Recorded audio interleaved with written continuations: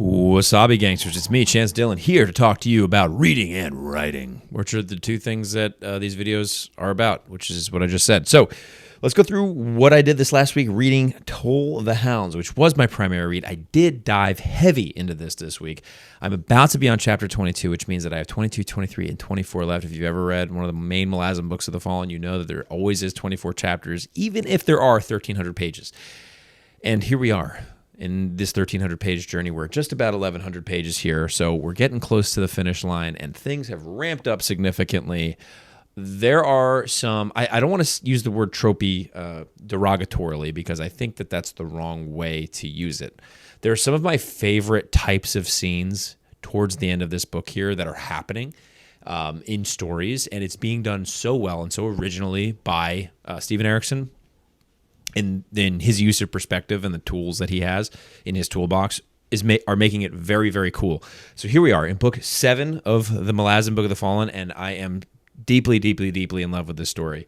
I sort of did have some not reluctance to go into this one, but I do know that this is one of the I don't want to say the word least popular, but it does get people kind of off the Malazan journey in some ways. It does kind of take some people off for a side road, but for me, it all feels very intertwined, and it's sort of, again, it's all clicked for me, and the characters that we're in the heads of, and the things that are going on in this world, and sort of just the overwhelming need for compassion is really showing itself in this story, especially in Toll of the Hounds. I think.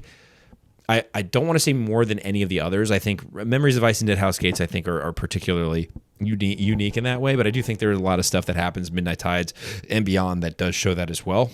But Toll of the Hounds is doing a uniquely good job of, not book ending, but slowly and intricately and decisively putting together pieces of the puzzle that we knew we had this whole time. And now we're sort of seeing these things come to fruition in ways that I wasn't really expecting. And it again, in Steven Erikson's unique style. And it is beautiful. And I cannot wait to finish this. If I don't finish this tonight, I will finish it this weekend. That is the goal. I'm thinking I'm going to spend some extra time getting into this one because I am in love with this. I've taken pictures, and I do post them occasionally on my Instagram of some quotes from this one that I will be probably putting up to talk about. And that's that. That's that. And now I'm going to talk about a little book haul, quote-unquote book haul.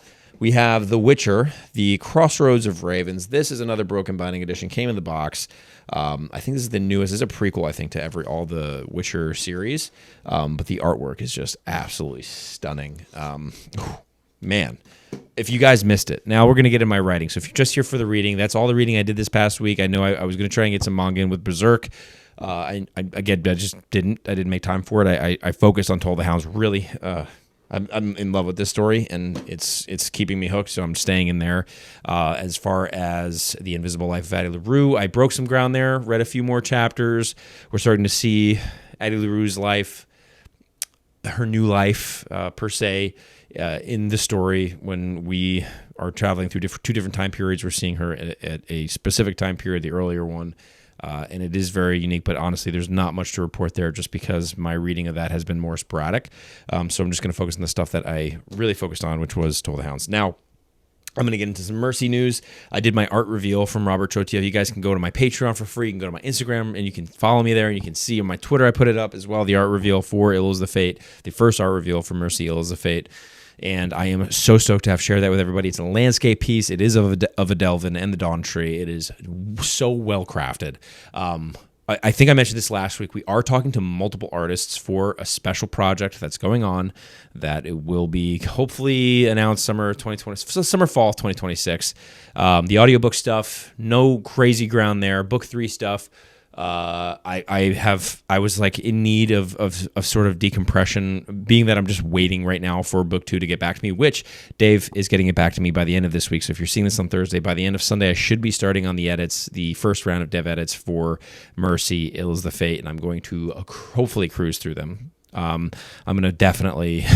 That time that I'm putting into that will be clock in, clock out situation, and I will be clocking in almost as soon as I effectively get home after showering and eating. I will be diving into editing. But that said, I did put 3,000 some odd words into a side project, something that is more contemporary, crime fiction, more modern than fantasy. Just something that I just sort of like did to feel out an idea that I had a while ago. The Book Street Boys Discord, if you guys are interested, you can go and join there. I have a link in my description below. They do writing prompts in the writer section there, and there are some sort of ideas that get brought up there, some prompts that happen, and I definitely use that as sort of as a launching pad to get this side project going.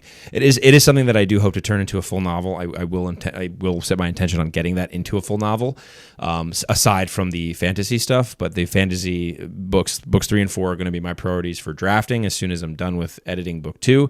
But I think while I'm in this process of editing book 2 to sort of step away from fantasy, it is kind of nice to touch something else. And this story is particularly calling my name right now. So it's something that I'm going to dive into. And all I can say is sort of dystopian, post-apocalyptic, starts as a crime thriller, very character-focused, some first-person narrative, XYZ, and that's all I can say for now. But that is something that I'm into, 3,000 words in this week. It's just sort of like the creative process, especially when it comes to drafting, creating something from nothing for the most part. And I say from nothing, I'm using that term pretty loosely. It does pull sometimes, and it does it's like, hey, do this, and I'm like, okay, I'll just listen to it every once in a while, and I like what came out of it. I'm really excited about it. There's some other things kind of stirring up in the background in terms of my desire to, I've hunted down some more artists, like those who are actually doing like portrait art, and then in other realms of art that we are working together for Mercy, for projects related to Mercy.